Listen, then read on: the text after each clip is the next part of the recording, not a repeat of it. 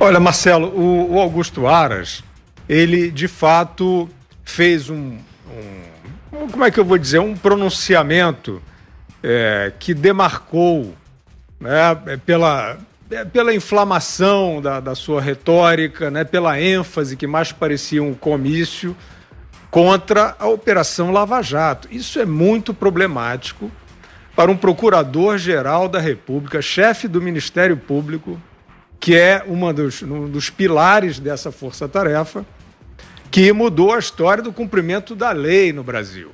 Essa força-tarefa, a gente não deve nunca cansar de lembrar que ela desmontou o maior esquema de corrupção montado no centro do poder e ela levou à prisão tubarões, né, como se diz no popular, ou seja, personagens aí do jogo de corrupção que eram considerados imunes à lei, né? Eu cansei de ouvir aí, né, nas décadas aí de trabalho em redação, os corruptores e os empreiteiros, especialmente, jamais serão capturados pela lei. E eles foram em bando. A Lava Jato destruiu um cartel de empreiteiros que tinha comprado um pedaço do Estado brasileiro vendido pelo Lula, né? Uma privatização bandoleira do PT e do Lula. Então, isso é a Lava Jato e esta é a instituição que é imortal. É imortal. Não adianta uma caneta do Aras, não adianta ele dizer, eu dou mais 6 meses para vocês trabalharem. É péssimo como arcabouço institucional, porque a Força-Tarefa precisa de um desenho institucional para funcionar, mas se o Augusto Aras confirmar que ele não gosta dessa operação depuradora, isso não é um juízo conclusivo, mas isso é uma impressão forte que ele mesmo tem transmitido nas afirmações dele. E naquela live que nós falamos aqui exaustivamente nos Pingos nos Is, ele quase que subiu num caixote ali para falar de lavajatismo, para falar de uma operação que serve para chantagem. Então ali ele rasgou toda a sua fantasia.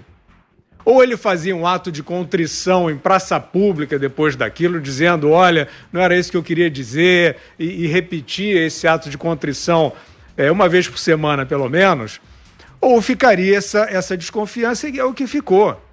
E agora, evidentemente que ele está brigando com a força-tarefa e ele está demonstrando que ele não deseja que uma operação virtuosa vá em frente.